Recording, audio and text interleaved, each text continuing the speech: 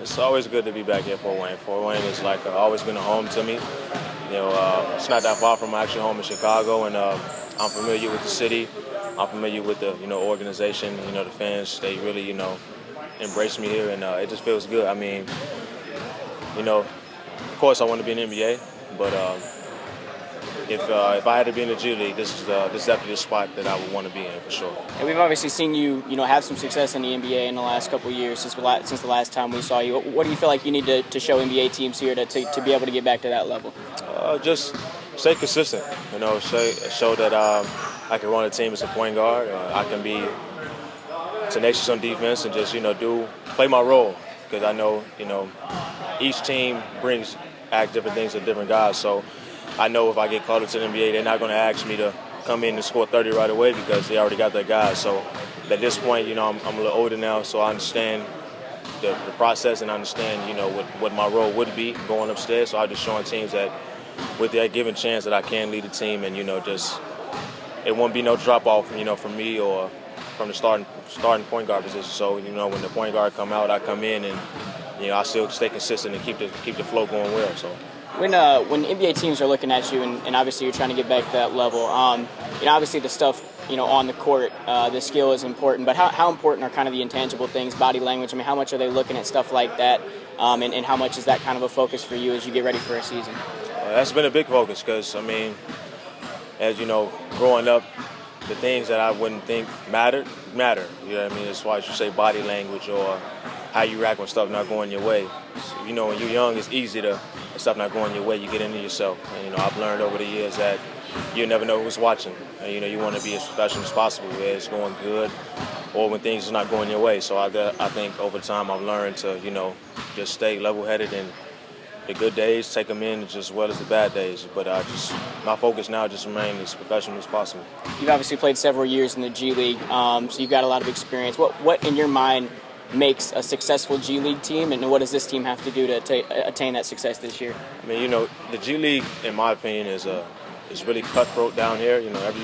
Everybody got aspirations to make it to the NBA. So, guys, if you don't have the right group of guys or the right coaching staff to keep everybody on that one mindset that's winning games, because in all naturality, man, if you win games, everyone looks good. So you can average 30, but if you're losing, it's not going to look as good. You want to be, labeled as a winner. And I think for the most part, being down here, you got to have a group that, that buys into the team aspect and, sacrifice individual goals. But like I said, if we all win, then everybody eats. So I think with this group, we got key veteran guys that understand that. And, we got a couple of young guys that, that don't know anything about the G League and they first year out of college, or guys that played overseas last year, they never know nothing about this league. So I think it's my job and the other veteran guys' obligation to just show guys how to handle certain situations, how to be about the team, and because in my opinion, if you put team first, then individually you're just gonna strive, man. From what you've seen in practice, I know it's still early, but in terms of talent, where does this roster kind of stack up compared to some other ones you've seen here in Fort Wayne? Yeah, that's tough, because my last stint with Fort Wayne, we had a pretty solid group. We had a lot of veteran key guys, and that was that could play more than one position. So it's kind of hard for teams to really scout us because we did more than one thing. I think with this team, it's kind of the same aspect. We got a lot of talent with this group. Guys that can shoot the ball really well. That's give me opportunities to drive lanes, and I know and these guys play hard for the most part. I mean, these guys want to win. They want to get better. That's the first thing that I've realized I got here, that it don't matter from the best guy to the youngest guy. Everybody competes. Everybody play hard, and there's no drop off. And if it is drop off, we pick each other up, and guys just want to get better. Number change for you this year. Yeah. What's pointing that one? I've been 25 my whole life. My mother wore 25 in high school. My favorite player is Derrick Rose growing up, so of course I wore 25.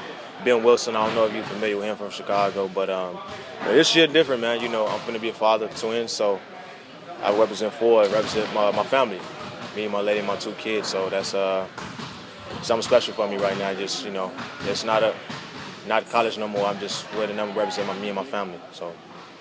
That run with the Bulls, what did that do for your personal confidence and kind of showing on a larger stage what you're capable of? confidence. It put my confidence through the roof, man. Like I said, being from Chicago, playing for your home team, I don't think anybody can ask anything more. So it definitely was a bit more special to put on that Bulls uniform, considering I'm from there, and the fact that I played well there when I was up there, it gave me a boost of confidence in myself to actually know I can play at that level, and that and let me realizing that those guys are regular human beings like I am. It don't matter where you start, where you come from, as long as you work hard and believing in yourself and really understanding the process. Everybody's path is different, and the sky's the limit. Like I said, I went to Bradley. Nobody expected me to be as good as I am now. That just a testament to my hard work. So I think it meant a lot more for me being at that level and performing well to show that I can I got what it takes to stick at that level. And I think at this point it's just waiting for my time and waiting for the right fit for the right team that can use my services. Now, did you start? I know you've got a couple starts. Did you start any home games for the Bulls last year? Yeah, I started 2 home games. My first game with Toronto, I came off the bench. I played well, and then the next home game against Philly, I started that game. So it was it definitely was jittery, man, because during that intro sequence, that's for such an sure. iconic thing to hear your name as part of it. Yeah, and to hear the crowd react and show me that type of love, it was special, man. I honestly didn't expect the type of how they embrace me as much, but like I said, I feel if you're doing what you're supposed to do, you work hard, and people appreciate that more, and it felt good, to hear the fans show me love when they called my name. So, yeah. Appreciate you, Walt. Good luck this year, man. Thank you, bro. Appreciate it. Good luck. Thank you. Brian.